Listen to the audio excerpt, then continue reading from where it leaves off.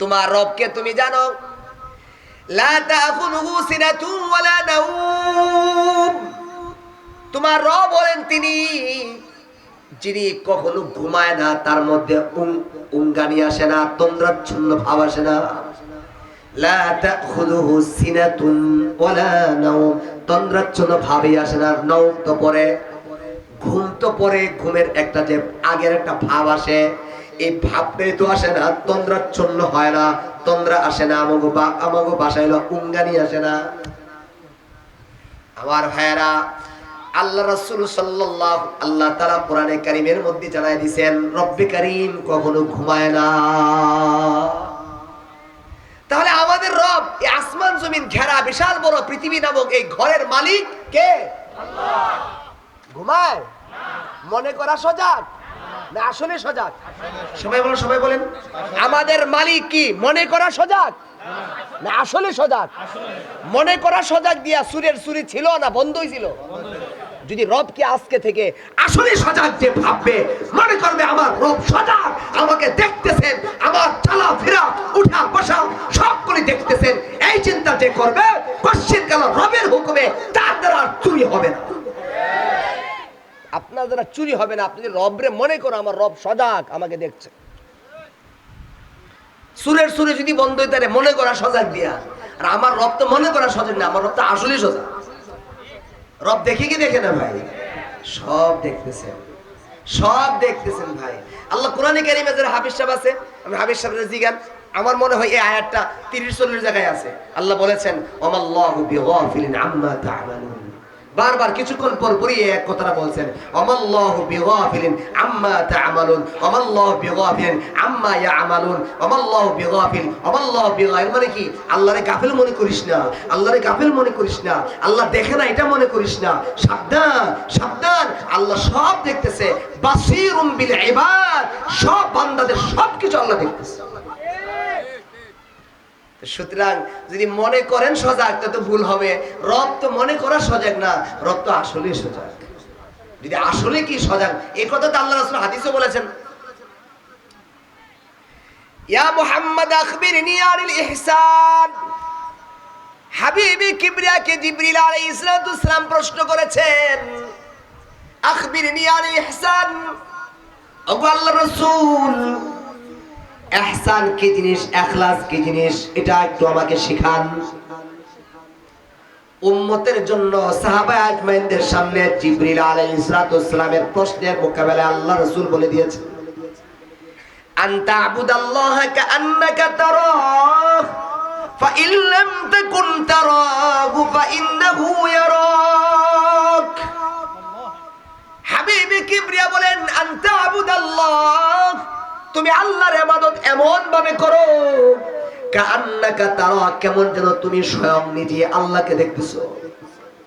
Fine লাম তাকুন তারাহু ফাইন্নাহু ইয়ারাক, যদি তুমি ওই মঞ্জিল পর্যন্ত না পৌঁছতে পারো, আল্লাহকে না দেখতে পারো, তাহলে কমসে কম এটা মনে করো তোমার রব তোমাকে দেখতেছে। তুমি এটা মনে করে ইবাদত করো। যে ব্যক্তি ইবাদত করার সময় এটা মনে করে আমার রব দেখতেছে, সেই হলো প্রকৃত মুখলিস, সেই হলো ইখলাস ওয়ালা আমল ওয়ালা ব্যক্তি, সেই হলো মুখলিস। আমার ভাইরা, দুনিয়া ফিতনার ফিতনা, সব দিকে ফিতনা যায়। আমার ভাই এনামূলক রাশিদি সব কিছু ফিতনার কথা বলে গেছেন।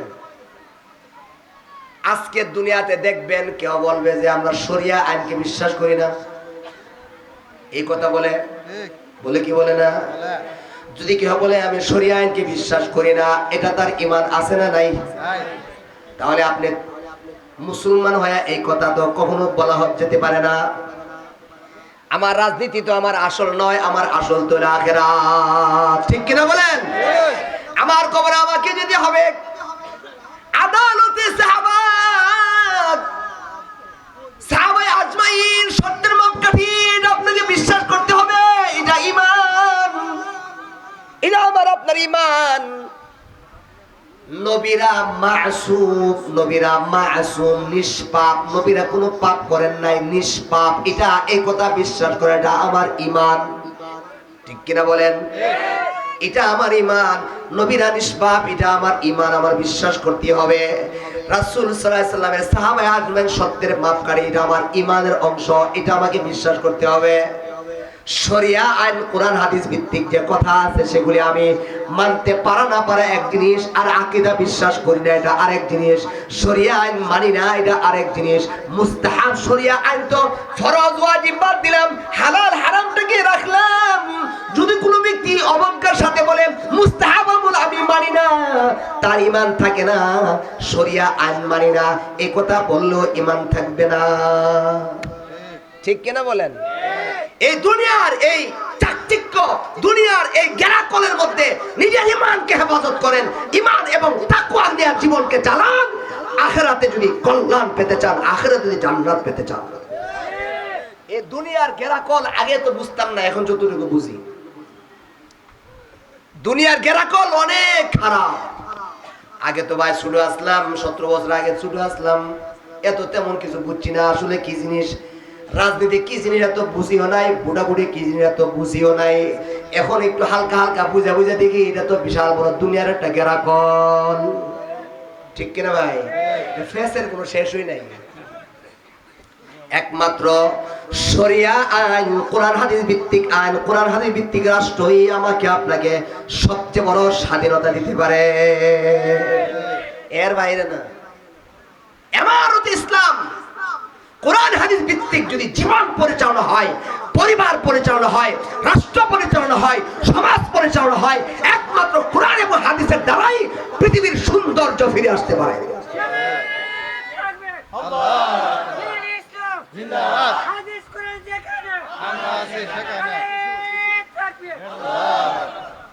মাশাআল্লাহ আছে যে বুঝলাম, কিন্তু ভালো করে খেয়াল করি নাই। আমার ভাইয়েরা, কোরআন হাদিস ভিত্তিক আল্লাহ তাআলা আলিমুল গায়ব, বলেন আল্লাহ তাআলা কি আলিমুল গায়ব। কিয়ামত পর্যন্ত মানুষের যত সুবিধা অসুবিধা হবে না হবে, কি লাগবে না লাগবে, কোন সময় কি লাগবে, কোন সময় ডিজিটাল বাংলাদেশ হবে, কোন সময় স্মার্ট বাংলাদেশ হবে, কোন সময় কিয়ামত হবে, কোন সময় কোন ধরনের কি জরুরত লাগবে, আলিমুল গায়ব হিসাবে একমাত্র কে জানেন? আল্লাহ। আমি আর আপনি জানি? দুনিয়ার মানুষ যখন নীতি বানায়, বলেন দুনিয়ার মানুষ দুনিয়া চালাইবার লাগি যখন নীতি বানায়, এগুলি তার সসীম জ্ঞান দিয়ে বানানো হয়। বুঝাইতে পারে নাই? দুনিয়ার মানুষ 50 বছর করে কি হবে না এটা কি জানে? তার নীতি বানানো হয় অবস্থিত জ্ঞান দিয়া, অবস্থিত জিনিস দিয়ে, অবস্থিত যেটা সমর্থ করে এটা দিয়েই দুনিয়ার মানুষ নীতি বানায়। আর আল্লাহ তাআলা কি শুধু বর্তমানে জানে না, কিয়ামত পর্যন্ত যা জরুরত হবে সব জানে। আল্লাহ যখন নীতি বানাবে, এই নীতিটা কিয়ামত পর্যন্তের জন্য সুন্দরভাবে থাকবে এবং এটা উম্মতের জন্য ফায়দা হবে।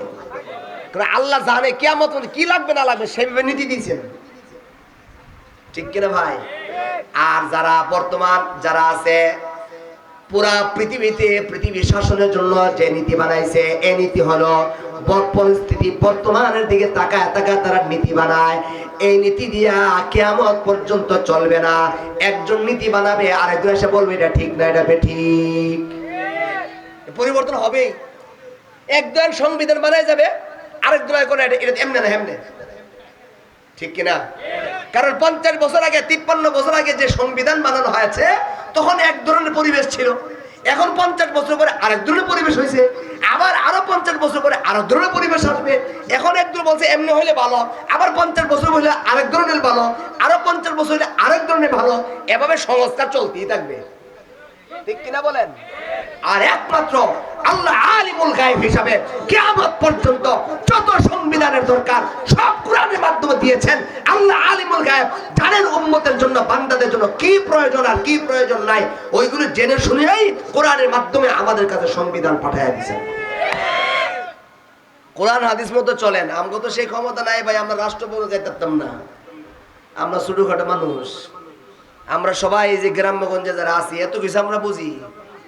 আমরা এত কিছু আমরা বুঝি, রাস্তাটা বালানি, রাস্তা তো বালা না।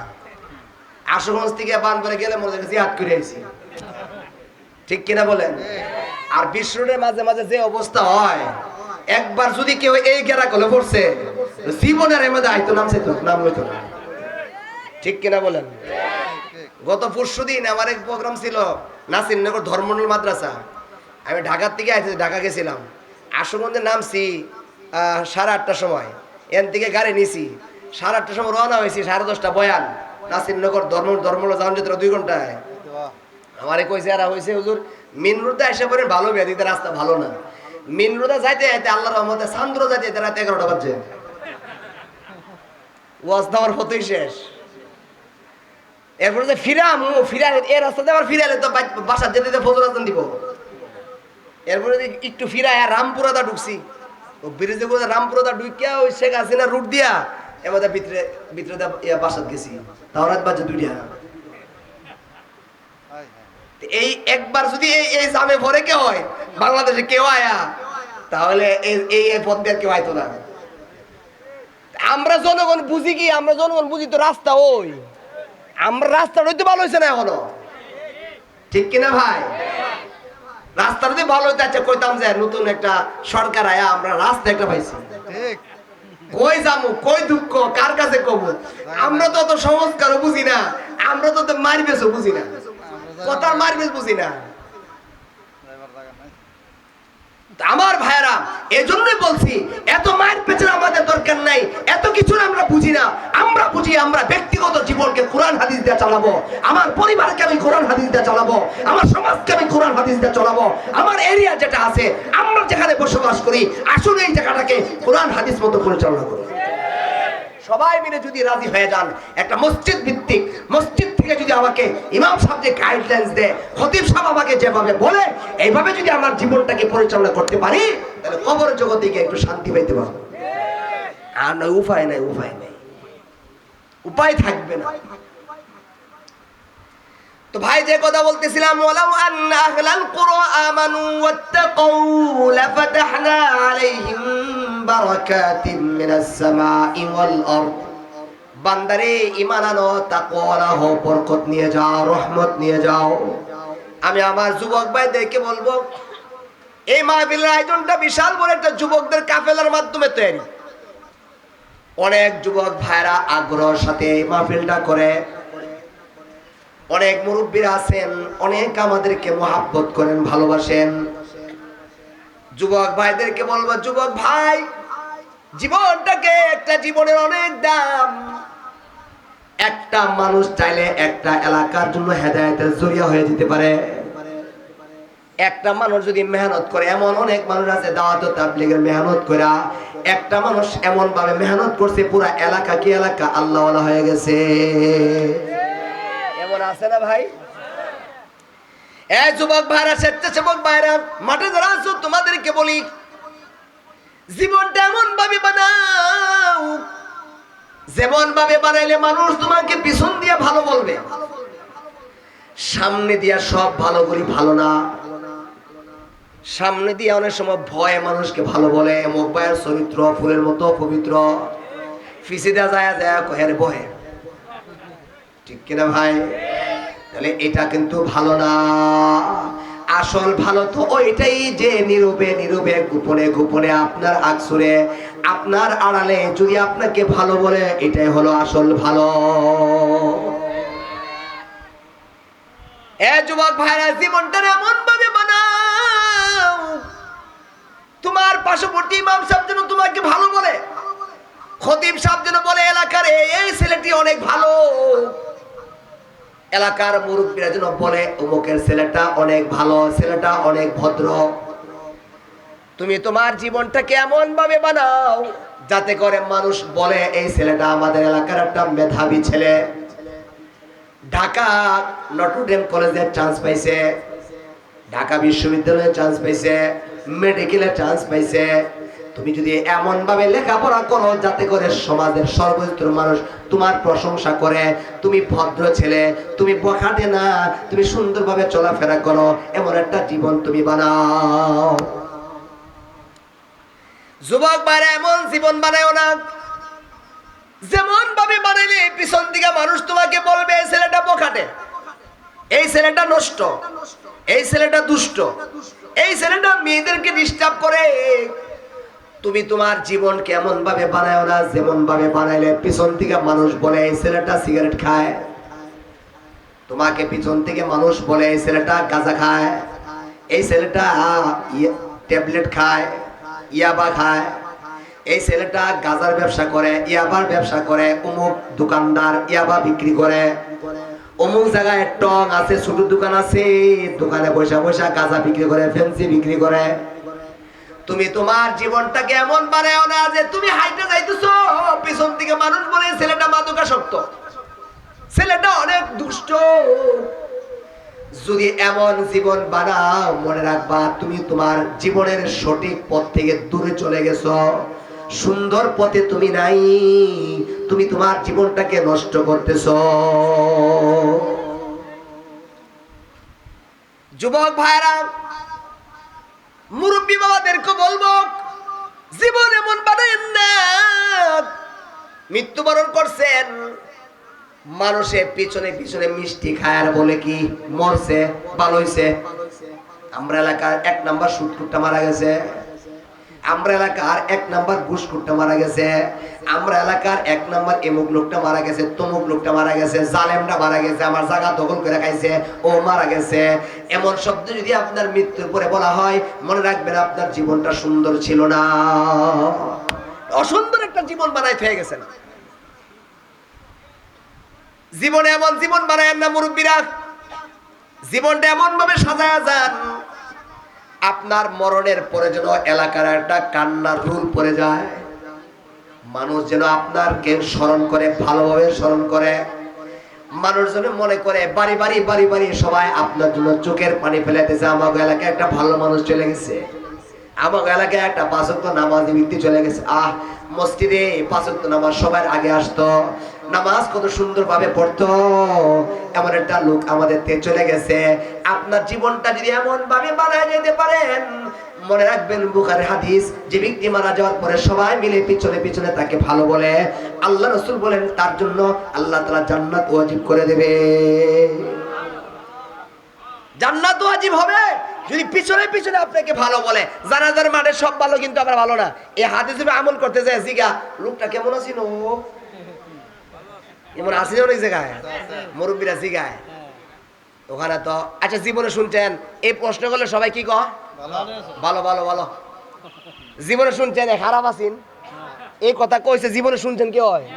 জানাজা খালি বালা মানুষেরই হয়, সুদকুরও জানাজা হয় না, ঘুষকুর হয় না, সুদকুরও কোবালা, ঘুষকুরও কোবালা। যে সারা জীবন দুধ বেচছে পানি মিশাই, হেও বালা, ঠিক কিনা কন? দুধ বেচেন না বাড়ি আসেনি সমাজে, দুধ বেচে পানি মিশায়া, কি মিশায়া, হে কেমনে জান্নাত যাইবে আমার বুঝি আসে না, আমার বুঝি আসে না। কারণ হ্যাঁ দুধ ব্যবসা করছে 5 বছর, দুধ বিক্রি করছে 1 কেজি দুধ বেচছে 80 টাকা 100 টাকা দিয়ে, আর দিছে হলো 3 পোয়া দুধ, টেয়া নিছে কই পোয়া? 4 পোয়া। দিছে কই পোয়া? আরেক পোয়া কিটা দিছে? পানি দিছে। তাহলে পানি দিয়া কি এর দাম নিছ? দুধের দাম নিছ। এই যে টেহাটা মারলা, 1 নাম্বার আমার ধোকা দিলা, পানিরে দুধ কয়া। 2 নাম্বার আমার ধোকা দিয়ে তুমি টেহা নিয়ে গেলা, ধোকা দিল তো জাহান্নামে। রাসূল বলছে মান গাশানা ফালাইসা মিন্না, যে ধোকা দিয়ে আমার উম্মত রে, সে আমার উম্মতই না। 1 নাম্বার। 2 নাম্বার, তুমি যে আমার টেহা লয়ে গেছো ধোকা দিয়ে, এটা কি করবা? 5 বছর দিয়ে এভাবে তুমি মাইরাতা হও মানুষের টেহা, এভাবে যদি তুমি দুধ দিয়াতা হও, বিচ্চাতা হও, কার কাছে মাপ চাইবা? কয়জনের কাছে মাপ চাইবা? 5 বছরে হাজার হাজার লোকের কাছে তুমি দুধ বেচছ, ঠিক কিনা বলে? টেলিভিশন সামনে দিয়ে গিয়ে আর টিভি, বিটিভি না কি কি আছে, ইতার সামনে গিয়ে আমি দুধ বেচছিলাম, যারা আমাদের দুধ খাইছেন আমরা আমার মাফ করে দিন, হেও মাপ পাইতা না। তুমি মরার আগে আর অনেক মরে গেছে গা, ঠিক কিনা বলে? যে দুধ খাইছে তুমি মরার আগে মরে গেছে না অনেকে, টিভিতে মাপ ছেলে মাপ পাইতা না। তুমি জান না তো যাবে কেমনে, আমার তো বুঝে না। আর একটা লোক আছে, কইতাম নি নাম, এই সার দোকানদার। কারণ হলো প্রতিদিন এক সার দোকানে যে টিভি লাগাইছে, কয়জন গেব টিভি দেখতো? কন্যা কয়জন? 100 হইতো না প্রতিদিন? 100 যদি প্রতিদিন বলতে মাসে কয়জন গেব? 3000। বছরে কত? 36,000। 6,000 বাদ দিলাম, 30,000 দেবো। যদি 5 বছরে 5 30 150 1.5 লাখ মানুষ তোমার কাছে পয়সে 5 বছরে টিভি দেখতো। তুমি এতগুলা মানুষে কি দেখাইছো? টিভি দেখাইছো। যে দেখা কি গুনাহগার না? একবার দীক্ষা গুনাহগার হইতে মাপ চাই এসে লইব। তুমি যে গুনাহগার বানাইলা তুমি কেমনে মাপ পাইবা? তুমি কেমনে মাপ পাইবা বলো না? যে আমার বুড়া বাপের টিভি দেখায় না তুমি সে আইছো। আমার ঘরে থেকে তো আমার ঘরে টিভি আসিন না, আমার বাবা মোবাইল চালাইতে পারে না, এত টিভি দেখার কোনো সুযোগই ছিল না। তোমার কারণে আমার বুড়া বাবা টিভি দেখতে হলো হয়েছে, তোমার কারণে আমার বড় ভাই টিভি দেখতে হলো হয়েছে, তোমার কারণে আমার চাচা টিভি দেখতে হলো হয়েছে, তোমার কারণে আমার ছোট্ট সন্তান 8 বছর 10 বছরের ছেলে টিভি দেখতে হলো হয়েছে। আমার ঘরে তো সাহস ছিল না তার টিভি দেখার, তুমি তাকে টিভি দেখতে হলো বানাইছো। ঠিক কিনা বলেন? ওর আমি কি ডাইকা আনছি আয় কে রে? আমি কি ডাইকা আনছিলাম? আমার দোকান না এলো সারে। এটা কেমন হয়েছে জানেন? একবার একটা মোমবাতিতে আগুন ধরেছে। কি ধরেছে? আগুন ধরে মোমবাতি রেখো। কিরে তোর আগুন ধরে আমি তুই গলস কে রে? মোমবাতির আগুন ধরেছে গলতো না, কি কয় গলিস কেন? মোমবাতির মধ্যে আগুন ধরে যদি গলিস কেন, তোমার দোকানে টিভি ধরে তুই আস কেন এক কতই? ঠিক কিনা বলে? গলিস কেন যদি তুমি কও তা আগুনটা নিবাইল না তার বলতো না। তুমি তুমি আও কেন আমি ডাইকা আনছি টিভিটা বন্ধ করলো না তো যাইতো না। ঠিক কিনা বলে? কিছু কিছু মেয়েরা আছে 15 বছর হয়ে গেছে রাস্তাতে আটলে দিয়ে ফুলা পানসা এমন মধ্যে কি আমি যেমন কিছু কিছু হয়ে গেছি কিনা কিটা আমার দিকে চাই রয়েছে মানুষ। আবার চাইলেও দোষ, চাইলে গিয়ে সে বিচার দিব, বাপের কাছে কইব, ভাইয়ের কাছে কইব, তোমার হেরো দিকে ভালোবাসে হেরে গিয়ে কইব অমুকে অমুক মেয়ে অমুক ছেলে আমার দিকে চাইছে, অমুক ছেলে আমার দিকে চাইলো কে রে বিচার দে, আবার মার এক ছেলের আরেক ছেলের দিয়া। ঠিক কিনা বলে? এমন কিছু বেহায়া নারী আছে না নাই? এমন কিছু বেপরদা নারী আছে না নাই? এরা নিজেরা বেপরদা চলে, আবার ফুলাফান চাইলে আবার নালিশ করে, একটা যদি একটা মারামারি লাগায় কি লাগায় না? আমার ভাইরা এরা এমন ওই মোমবাতির মতোই, মোমবাতি আগুন ধরে গলিস কেন? এরা উলঙ্গ সইলা চেহারা খোলা রাইখা আমার দিকে তাকাস কেন? ঠিক কিনা বলে? তোমার চেহারাটা ডাক্কেলাও, কোনো যুবক তোমার দিকে চাইতো না। বরং আল্লাহর রহমতে আমাদের সমাজের সেই যুবকরা, যে সমস্ত যুবকরা পখানে, যারা যারা যারা মাদকাসক্ত, আলহামদুলিল্লাহ ওই সমস্ত ছেলেরাও যদি রাস্তায় দেখে কোনো বুরকাওয়ালা নারী, ওই নারীকে আলহামদুলিল্লাহ আমাদের পখানের ছেলেরাও সম্মান করে, ইজ্জত দেয়।